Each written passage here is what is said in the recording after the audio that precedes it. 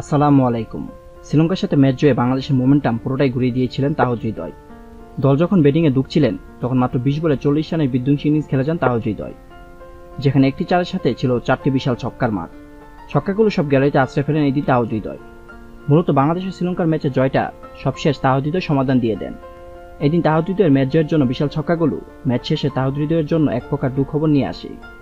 তাহিদ হৃদয়ের মারার ছক্কাগুলো গ্যালারিতে থাকা এক বাঙালি দর্শকের পায়ে গিয়ে পড়ে, আর এতে সেই দর্শকের পা থেকে বেশ কিছুটা রক্ত ঝরে পড়ে।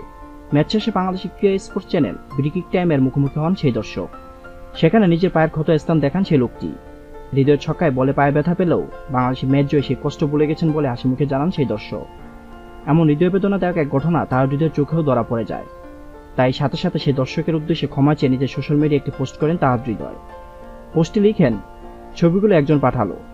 আমার এখানে এখন মধ্যরাত, কয়েকটি ছবি মাথা থেকে বের হচ্ছে না। আমার জন্য কারো রক্ত জ্বলল, এটা ভেবেই খারাপ লাগছে। প্রিয় ভাই আমার, আমি জানি না আপনি কে, শুধু জানি আপনার পরিহিত টি শার্টের বুকে বাংলাদেশের মানচিত্র। আপনি এবং আমি একই। আমার মারা ৬ অজান্তে গিয়ে আপনার পায়ে লেগেছে।